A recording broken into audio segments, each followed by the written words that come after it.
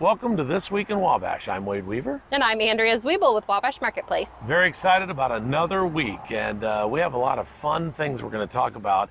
And as you can see, we're at the Paradise Spring Riverwalk. But what else are we going to be doing down here in this part of the park?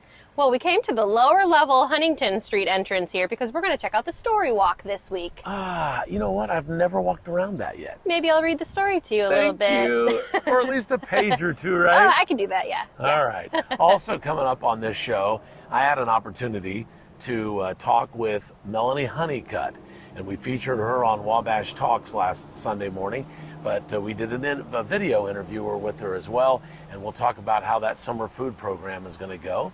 And you had an opportunity to do what? I met with the library and the museum to talk about how they're back in action, their buildings are open and ready to see some guests. That's so cool. So we're going to have a pretty good show for you this week.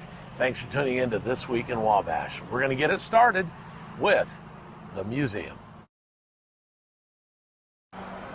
Hey, I'm Andrea Zwiebel with Wabash Marketplace, and this week in Wabash, we're at the Wabash County Museum, and Shelby McLaughlin is going to give us a tour around the space. And we're glad that the building's back open again. Yeah, we officially opened yesterday, Tuesday. Awesome. So this show is going to go out on Friday. If anybody's wanting to come to the museum, what are the hours on Friday? So Tuesday through Friday, we're here 10 to 4, and then on Saturdays, we're here 10 to 2. Perfect. So a little bit reduced. You have extra time to clean, make sure everything's safe for everyone. Yeah. Social distancing is still recommended. Yep, for Any sure. other safety precautions that guys should know? Mask. All of our staff will be wearing masks, and we'll be cleaning throughout the day. Our guests aren't required to wear masks, but definitely suggested, just to keep the germs down for sure. Definitely. Well, let's get a tour. We're excited to see what's changed in the museum. Let's do it. All right. So as you walk into the museum, you check in, obviously, and we'll get you started, get a map, kind of show you around a little bit, and then updates. This is our glacier exhibit. We just wrapped the whole thing. Kelly from Bad Apple Graphics came in. She did a ton of projects over quarantine with us. Was incredibly helpful, but we wanted to kind of update it. It used to just be white around, and we wanted to do a pop of color. This exhibit goes all the way up to the second floor and is a tree in the education center up there. And so we just wanted to do something completely different, something fun, as guests come in to see just the statement piece. It's definitely one of my favorites of the museum, and of my kids too, because once you go upstairs, you can see that it just keeps going all the way up through. And it has just such unique things that you don't often see anymore. Some of these magnifying glass to look at the fossils, for what the glaciers used to do. Yeah, to be able to open the drawers and see the other geodes and stuff is really fun. Limestone reefs, all great history for Wabash County. For sure. Another thing, when guests come in, we normally suggest that they start in the Crystal Gale Theater. We can pop in here real quick. We always have a 20-minute movie just prefacing Wabash County, just giving them a rundown of, our history, who we are.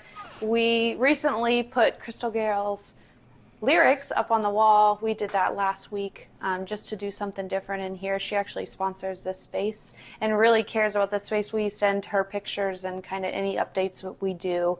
And so this is kind of a start here, especially if people aren't from the county, they don't really know about us yet. So we love letting them start in here and kind of get that quick history of who we are, and then look at all the exhibits. And that's where the film would show there on the screen. Yeah, so it used to run all day long, but now as guests come in, just at the front desk, we run it for them so that it starts exactly when they get in here, and they don't have to worry about catching the film halfway through or anything like that.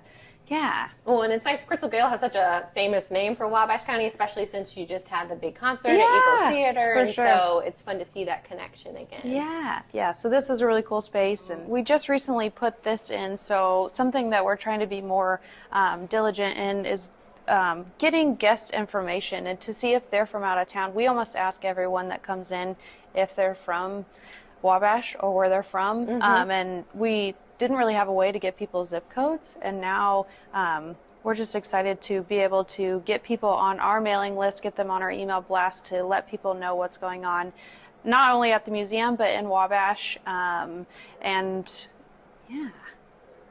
more of like a digital experience. Yeah, and it kind of gets our hands off of it too, for the sign in. So here we have Wabash County Farms. Yeah, so this is our ag wall. It's been here for a while, but we're hoping to do more digital interviews with farms around the county. That's something on our list to do, and do some like drone footage. We have a little bit of drone footage from Manchester, but it's something that we would love to connect more with local farmers to do that. And then it sort of morphs into the education in Wabash County here. I mean, there's so much to absorb. If you really stood here and read everything that was on all of these exhibits, it would take hours. Yes, for sure. Yeah, we have a little bit more ag over here, but then we have this, which is just the education in Wabash County. It's a small exhibit for so much information, but we have some more education upstairs too. And then back here, it kind of morphs into canal days. When the canal was in Wabash County, over here, these are different tools that were used during this time era and for farming too, and on the canal. And then all back here is about the canal exhibit. Will you still have a canal boat upstairs? Our canal boat has found a new home. Okay. So it's not in our education center anymore, but we are going to put canal components still upstairs for educational purposes, but we transitioned the boat out to make room for the rattlesnakes. In May of 1834, canal workers uncovered a den of 300 rattlesnakes, some reportedly as thick as a man's arm. That wouldn't have been fun. No. It's fun to see kids' reactions to that every time. Either they love it and they never stop standing there, or they run. Like they think it's real. It being startling. For sure. And then transitioning into train. This is kind of transportation. So from canal to train, because after the canal, transportation went to train. And so kids normally start here, pull this.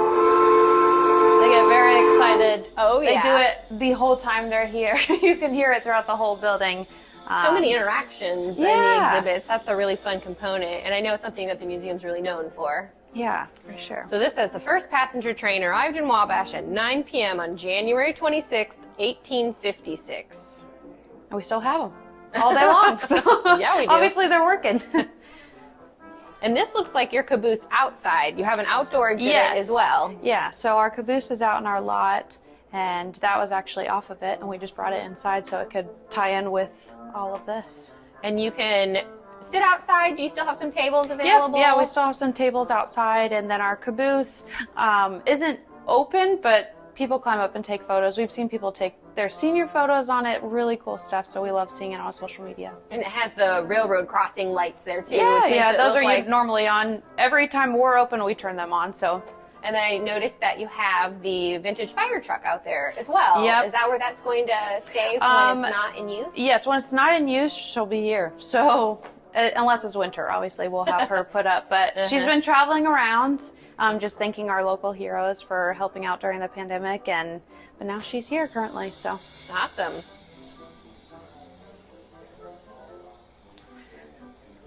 So tell me more about what we see. Yeah, so updates coming.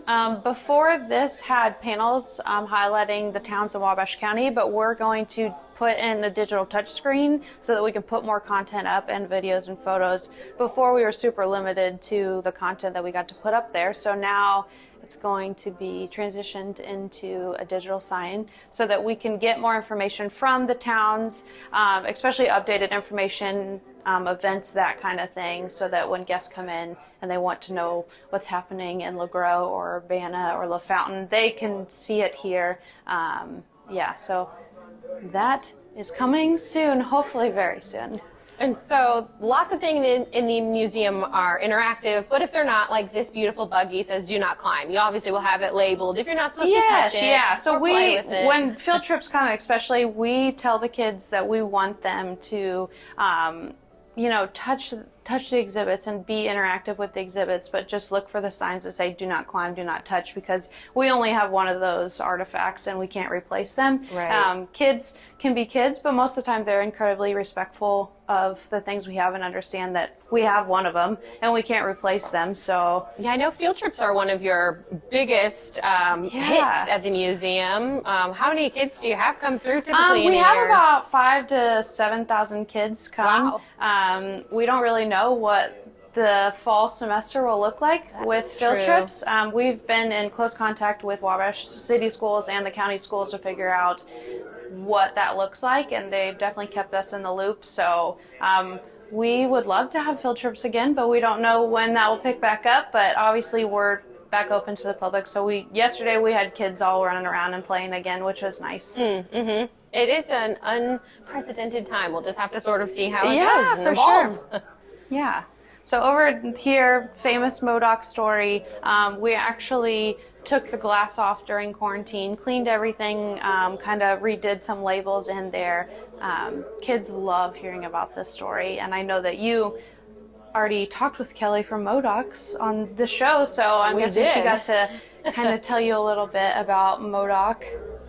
I love that if people come to town and they drive past, they're like, what's up with all the elephants? Right. And then they realize, oh, okay, there's actually a tie and a link on why there are elephants. We're not elephants. just obsessed with elephants. One year for Christmas, my favorite display that you had here was a whole MODOK themed tree with like the popcorn and peanuts, the circus and all of that.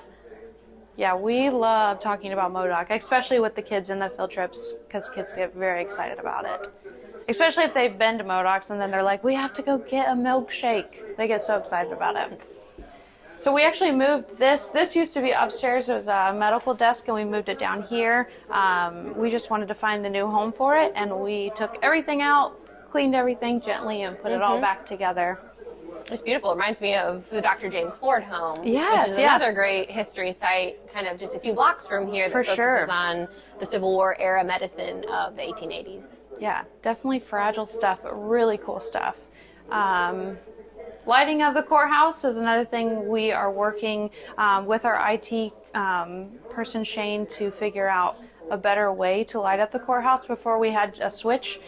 It broke constantly because we have so many kids in here. So we're trying to figure out a better way to still make it completely interactive so that the kids get to light up the courthouse like it originally did, but more durable. So yeah, I'm sure you get thousands and thousands of guests that are wanting to flip that switch. Yes, for sure.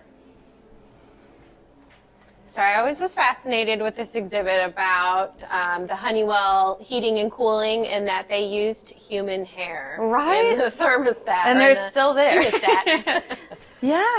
Yeah, so a lot of people actually really like this exhibit because they know about the Honeywell Center, or they've heard of it but don't really know the background story, and getting to see little pieces of his history and the way that he transformed the Honeywell Center and Wabash as a whole is incredible. Yeah, and then I noticed this next one's more about him personally and what he did for the community, and his fascination with filmmaking, which was really like before the times back then.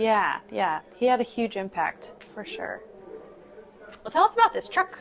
This is our service motor truck. It is actually the only service motor truck that is fully functioning left, and we have it in our museum. It actually can run. We just don't we don't turn it on because we don't have anywhere for the fumes to go. But we do get it serviced and make sure that it's good to go. But it's fully restored. Kids love it. It says do not climb, but the kids love taking pictures around it. It's actually a really statement piece, even though it's tucked back here, but it's beautiful. And I love that you can see into the engine and still get to have that feel of the mechanics of it. So we're about halfway through just the main level of the museum here, but we think we're going to take a little break. We're going to do a part 1 of the video series this week, and we're going to give a whole nother tour on next week's video segment. Well, there's a lot more to see, so. Well, thanks for joining us for part 1 of the tour at the Wabash County Museum, and we'll be back next week with part 2. It's Andrea Zwiebel with Wabash Marketplace, and we're at the StoryWalk here.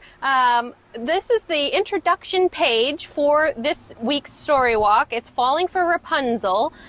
Their books change about once a month here. And if you're unfamiliar with what a StoryWalk is, it's actually a trademarked concept, a fun educational activity that places a children's storybook along a walking path. And so this was a partnership with the Wabash Parks Department to get physical activity and reading, of course, a partnership with the library there to learn more. And there are placards like this all around the walking trail here off of the Huntington Street Paradise Spring Park. So next I have a segment with Wade coming up. He met up with Melanie Honeycutt to talk about the summer food program. Oh my gosh, my family loves this program so much. Monday, Wednesday, and Friday they have breakfast and lunch available free. Anyone ages 0 through 18 can get food at this program, any income base, anyone that lives in Wabash. And so like I said, you get breakfast, which is usually like a bowl of cereal or a Pop-Tart or a muffin or pancakes, and you get a lunch item that's anything from pizza to chicken nuggets with the side of vegetables and fresh fruit. The food program is awesome, and the more people that use it, the more funding that we'll get for the program. So we'd love to have you join the food program. Here's Wade to tell you more. This week in Wabash, we're talking about the summer food service program. Melanie Honeycutt is with us. Thank you for coming by. Yes.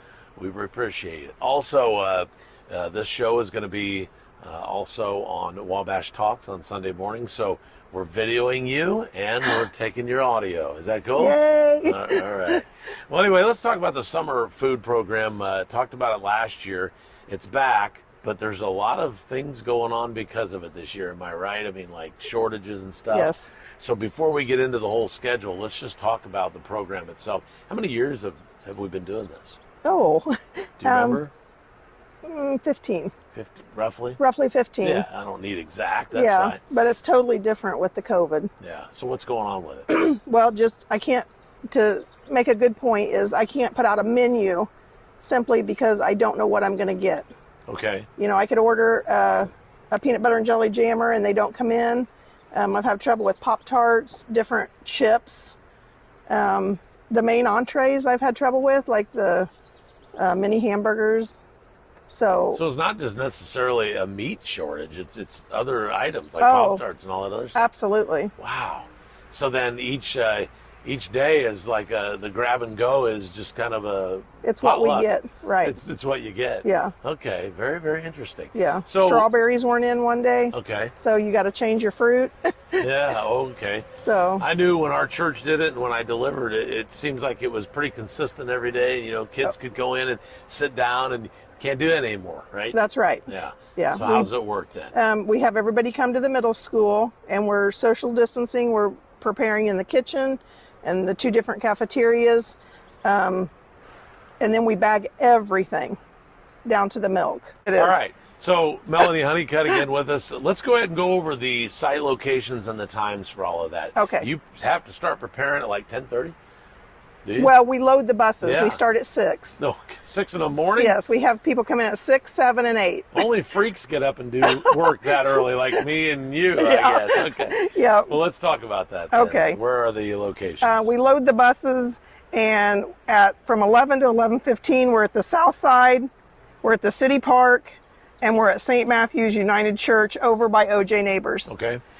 We then go from 11:45 to 12. We go to the Honeywell Center. We go to the Wabash Wesleyan Church. It's over on Manchester Avenue. Mm-hmm.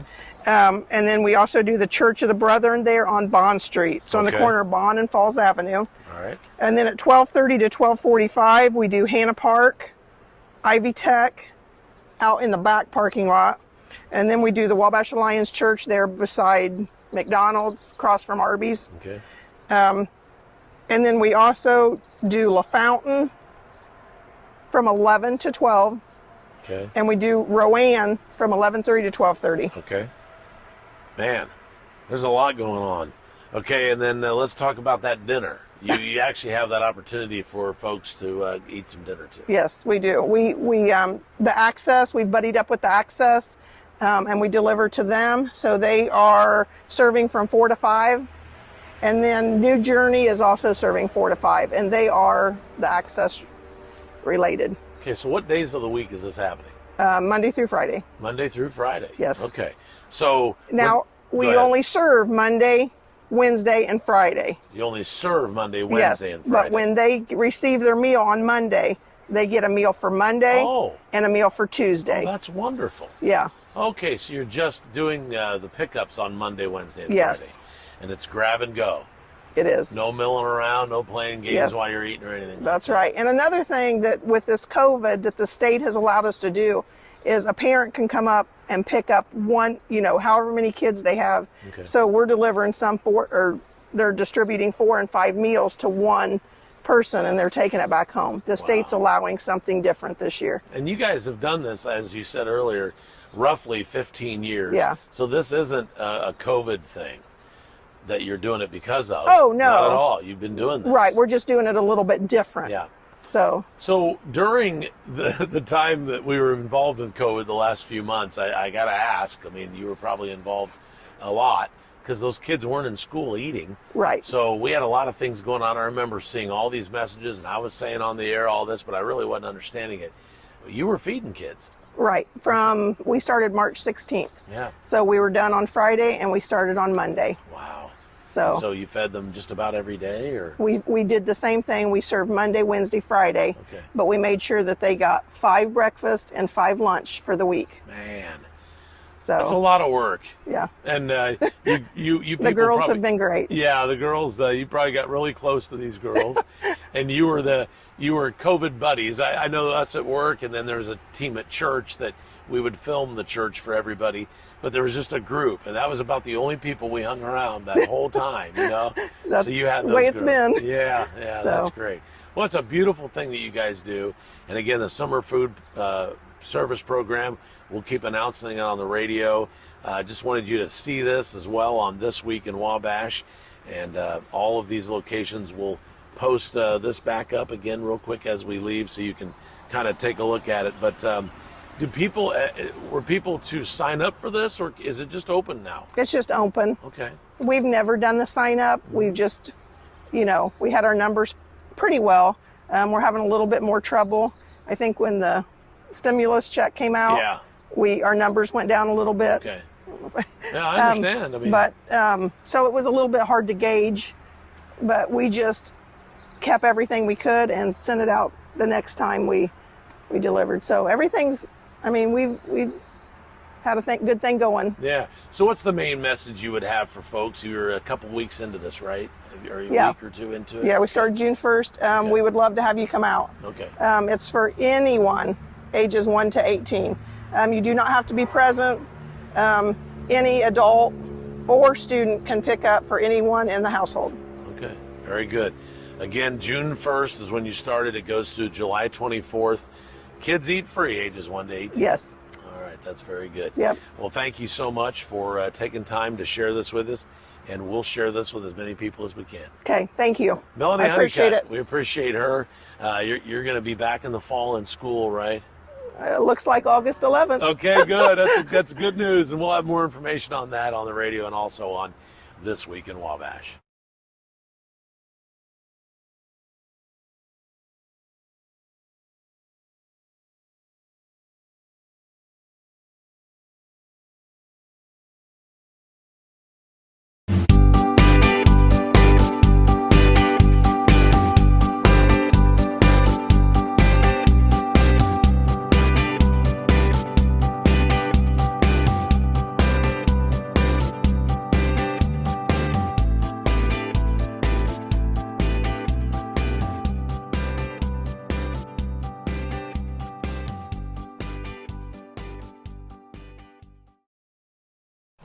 She set the prince upon his steed, then leapt behind with graceful speed, and leaning close so he could hear, she whispered something in his ear. I fell for you when we first met. He nodded. How could I forget? Well, thank you for that part of the story. This is so neat. All the way around this park, they've got all the pages. This is a neat program. I had no clue it was this nice. Oh, and so family friendly. Really anyone could come and enjoy any of these books. This one about Rapunzel, so sweet though. Everybody knows that story. I'm looking at your hair thinking your hair used to be shorter. Are you trying to become Rapunzel? Rapunzel, Rapunzel, let down your hair. Did you like that story when you were younger? Or? You know, I did. And they had a Disney rendition that came out when my children were little called Tangled, and we loved that movie. So it's so cool. This is a very neat thing. So if you like this story or love books, you need to make sure you go to the Wabash Carnegie Public Library. In fact, why don't we go there now with Andrea? Hey, it's Andrea with Wabash Marketplace, and we're here at the Wabash Carnegie Public Library, and we're talking with Rachel Castle about some of the programs that they have coming up this summer. And of course, the building is open again, so they'd love to see your friendly face here at the library. Rachel, tell us some of the things that has changed and that what to look forward to for the summer reading program this year. Okay. Well, our hours right now are running from 11 to 5. Monday through Friday for the time being. When you come in, we ask that everybody use the Hill Street entrance and come in the front door. The railroad side is locked for right now. Okay. There's a hand sanitizer station when you walk in the front door, and then we either have the elevator downstairs that you can use or the stairs to come upstairs. We have 3 public computers right now that you can use for essential business. We ask that, taxes, unemployment, disability, any of that kind of stuff you can do still. Checking things in and out, of course, because summer reading is running right now, and it's running virtually. So you just go to your app store on your phone, download the Read Squared app. There's a link to it from our website as well. And then you log the books that you're reading. We have all age groups. So kids log the number of minutes they read. That's fun. Yeah. So for every, I think it's 100 minutes that you read, you earn a badge. And then there are prize bags that you can pick up along the way that you continue to earn. With teens and adults, you earn per book that you read. And there's prizes? Yes. There are prize bags along the way. You'll earn them. You either earn a badge or you earn a bag all along the way. Some bags have candy in them. Some have notebooks, and we have book lights and little prizes along the way. And then once you get up to a certain point, you get a free book or a book bag. And then there's grand prize drawings at every age group. And what's your theme this year? It's called Imagine Your Story. Okay. And it's all about fairy tales, myths, and legends. So if you come in to the library, you'll see some fairy tale stuff around. Yeah, I've noticed your really neat social media coverage that you've had on this. And was that a partnership with one of the local artists? With Kaylee Middlecoop, who has been amazing. Her work is unbelievable. And in fact, she's done 4 different shots for us that are all fairy themed.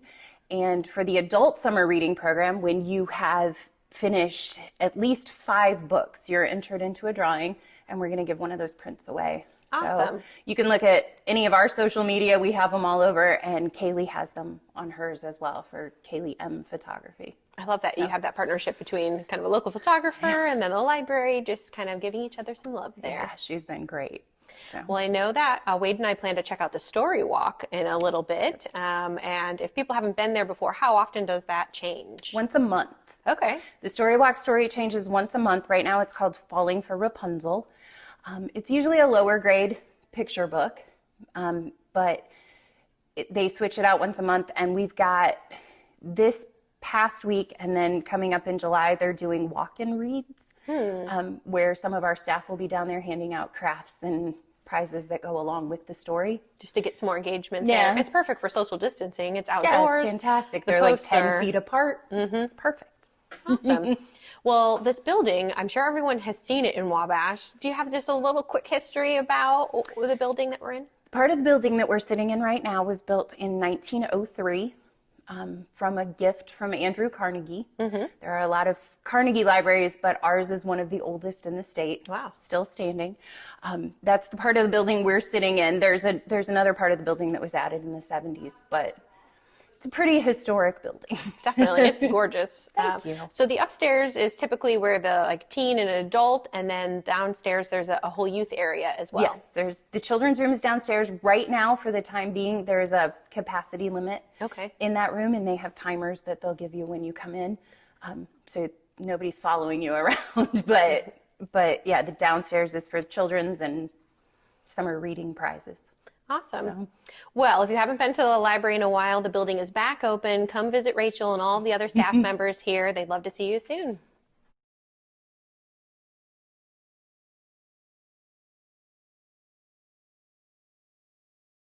Today on the Jenny Springer Show, we're going to talk to a couple whose dreams went up in smoke like the exhaust out the back of their brand new truck. Jenny. Oh, welcome to the show, Jill and Jack Ash. Why don't you tell me what happened? What went on with purchasing your new home? We were supposed to be buying a home a couple months ago. We had a pre-approval letter and everything from our lender, Sarah, and all of a sudden, she texted us and told us that we were no longer financially able. And it was our dream home. I'm devastated. Oh, I'm sorry about that, Jill. Seriously, it sounds kind of crazy. So, did anything change with your financial situation? No, not a thing. Right? Okay, well, we're going to take a quick break, and when we come back, we're going to have another guest on the show to shed some light on this situation for us. Welcome back to the show. We have invited the Ash's lender to join us on the show to shed some light on this situation for us. Sarah, welcome to our show. Thank you for having me. Yeah, your clients are telling me that they were pre-approved for a loan, and now all of a sudden at the last minute, things are falling apart. Could you shed some light on that for us? And let us know and explain to us what happened in this situation? So like I tell all my clients after they get pre-approved to not make any big purchases, and unfortunately Jack did not listen to my advice and he made a big purchase. But I do have proof that I told him not to make any big purchases throughout the process. Oh. So if you can see there, I told him that they were pre-approved for $150,000, and he asked that why they couldn't get more than that, and their debt to income was pretty close to not being able to get pre-approved anyways. So I told them that they couldn't make any big purchases, and he understood from what I gathered. I'm sorry, but we didn't buy anything that was a big purchase. Well, I saw a picture of Jack with his new monster truck, so... A monster truck? That would be ridiculous! Look at that. Are you It was a serious? big deal. Oh my Look at that. Mortifying. Sweet truck. Why would you do that? Well, we needed something to pull the Terrell Realty trailer with. I'm so sick of you and your stupid toys. We're getting a divorce. That's not gonna help you get out. It is a sweet truck, though. Hey guys, we hope you enjoyed our second episode of Jenny Springer. Seriously, you gotta pay attention. Once you've been approved for a loan, make sure you're not going out there buying anything new, really. Don't go buy a new bedroom suit, a new sofa, a new monster truck. It doesn't make good sense. And always ask and check with your lender before you make any kind of purchase that you think might be considered a large purchase. Thanks for joining us. We'll see you next time. Bye! So if you haven't been to any of our local parks lately, this is a great opportunity. The weather's been beautiful. They're so well maintained. And of course, there's always pavilions and public restrooms available for use. We'd love to have you come visit in some of the Wabash city parks. Hey, Wade, have you been out doing some more visits? Let's check in with you. Where are you at now?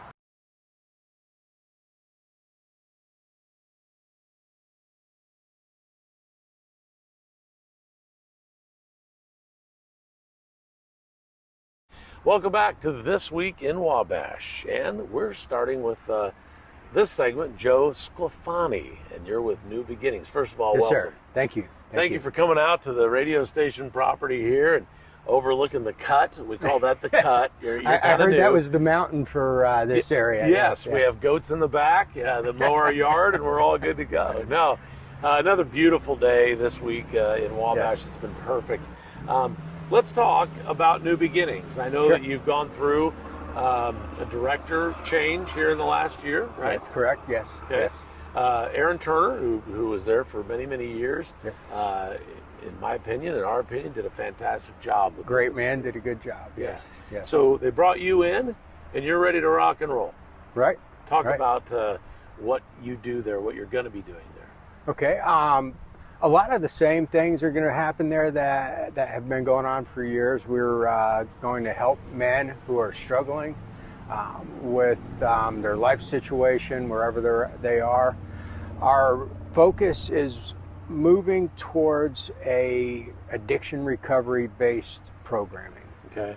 So we're basically taking it to the next step. New Beginnings has been able to help many men change their lives and move forward, but we feel like we can do a little bit more in a more solid and permanent life change by giving them the skills they need to stay clean and sober and be productive members of society. And we want to have a program that's fashioned to be sustainable for that, so that they can carry that through their life. Now, are all these gentlemen required to live there, or do you take on cases of people that might be living somewhere else? How does this work? Right. It is a residential facility, so Okay. it is, the programming at this point is going to be residential, so they will be living there. Okay. And about how many people can we handle? We could take 6 to 8 guys there. Okay. Obviously, we could take less, but we can, 8 guys is about max. Okay.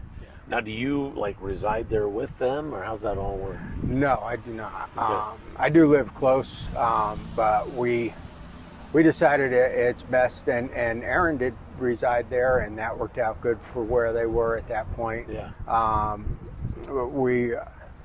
It also puts a lot of pressure on a director if they're there 24/7, and it puts a lot of pressure on a family. So we're not only being sensitive to helping these guys, but also the people that are going to be a part of this as far as staff and stuff. We want to make sure that they're cared for as well, so that those who are caring for those who need the help can be healthy themselves. Okay. Now, is this an addiction recovery program that you say is any addictions or what? Yes, the main focus is going to be drugs and alcohol, and any form of that type of addiction. There are other addictions that would be helped by the program we're doing, but the guys that we are focusing on for the residential facility are mainly drugs and alcohol. And this addiction. isn't necessarily homeless people. This just is a way to get away from their situation. Correct. Okay. Correct. Of course, if a guy is homeless and he is a good fit for the program, and we're a good fit for him, that's great. But our focus is not on homelessness; it is on addiction recovery and helping men be productive members of society. Gotcha. Now, the big question is how are you funded? How does this work for New Beginnings? If somebody's watching this or listening to this would like to help out? We are totally 100% donor funded. So yes, if anybody's moved by what we're doing and wants to help out, please give us a call. We have a website, and we're also on Facebook though. Okay. So you can find us by looking up New Beginnings Ministry on Facebook. New Beginnings of Wabash. If you look that up on Facebook, then that has our phone number and all our links. Okay, gotcha. All right, so let's go back to you a little bit. We're with Joe Sclafani, and he is the New Beginnings, the new director at the operation there on the south side of Wabash. You're just right across from like Vernon Manor and all that, right? Correct. Okay. So what is your background? Yeah, my background is in ministry a bit. I've attended seminary, but the biggest part of my background that resonates with New Beginnings is recovery. So my wife and I had a recovery ministry back in Colorado, and that grew out of my own personal recovery. 26 years clean and sober. I lived a lot of the struggles that they're living with, drug and alcohol abuse growing up. Grew up in a very dysfunctional family, and went into the Army to get away from all that. But through that time found that I needed to sober up myself. So I've been, since '93, clean and sober.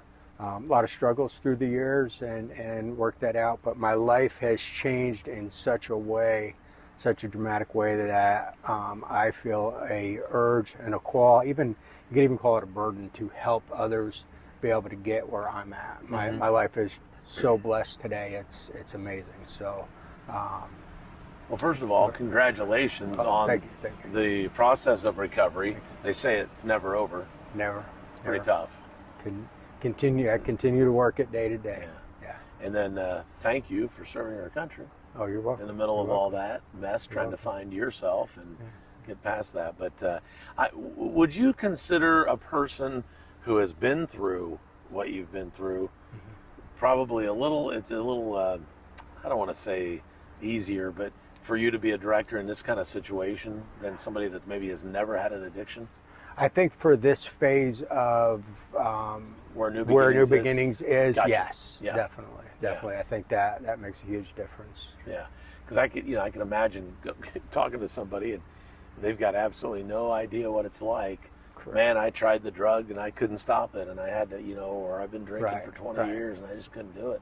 So you've got some real life experience. That's right. Gotcha. Yes. Man, obviously it's something that you probably have heard of Wabash before you came, and we've had an issue with drugs like all other communities. That we're not singling Wabash out at all. Oh no, it's all over the country. It's all over the country. It's everywhere, and I fear with the recent developments with the COVID and that, where people have been kind of stuck in their homes. There's a lot of people who have been struggling with addictions who had no outlet, no way to deal with it. So it's a nationwide problem, and I think it's something that our nation really needs to focus on to help people. There's a lot of people, men and women, who need this type of help, and we're just affecting a small portion of this community. There's so many out there. Gotcha. Well, New Beginnings is who we're talking to, Joe Sclafani. Sorry, but I love that name. I love that name. I took an Italian, or I should say Italian, diction class in college. I didn't know what anything meant. German and French was also part of it. Right. But the Italian language is so beautiful. It is. I mean, it's gorgeous, It is. And the whole double letter thing where you anyway, sorry. That was a big old sidetrack. I want to lighten the mood up a little bit. So you talked about the fundraising and how it's all donor provided. How much have you gotten in with the WAMA, the Wabash Area Ministerial Association? I'm sure that would be a good Right. with. Yes, since I've been here, I've been in contact with a few pastors. I've only been in this role since the 1st of June. Okay, so, brand new. Yeah. So I have made contact with a few of the pastors in the area, have had some good conversations, and I actually have some contact information for a gentleman who's instrumental in that association, so I'll be contacting him. And just have had some really nice conversations with the churches in this area. A majority of the churches, I haven't met a pastor or a church yet that has not supported or does not support New Beginnings. So I really like the way that this community as a whole and the churches come together to support this issue. Everybody seems to have a heart for helping these guys. That's great. If anybody has any more questions they have, or we really didn't even talk about if there's somebody watching or listening to this that might need the services, how do they go about doing all this? Yeah, the best thing to do is to go on Facebook, find our Facebook page. Again, it's New Beginnings of Wabash County, and on there is all our contact information, phone number. Best is to call the phone number and leave a message, and we will get back to you. But also is our website and email address on there. Now, is this something that you people are referred to you to? It might not be the person that actually is with the addiction. So there are people who do refer to us. There's court systems and such that refer to us. A lot of people will be referred by family and friends. And the thing, in my experience, and I tend to take a kind of a hard line on recovery. If a guy's not willing to reach out himself, he's probably not going to be ready. Gotcha. Though, now I say that, I don't want to discourage anybody who's got a family member in that situation from reaching out and asking for help, because we will do whatever we can to reach out and help that person. But a guy, anybody, a guy or a girl, if they have to be ready and willing to do the work. So, that's really what it takes. But making it very clear, New Beginnings of Wabash is a male only. That's correct. Okay, that's correct. All right.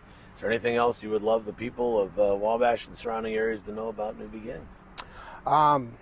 Just that we are there. Come and visit us. We're at 1960 Vernon Street. Love to have people come and visit, see what we're doing there.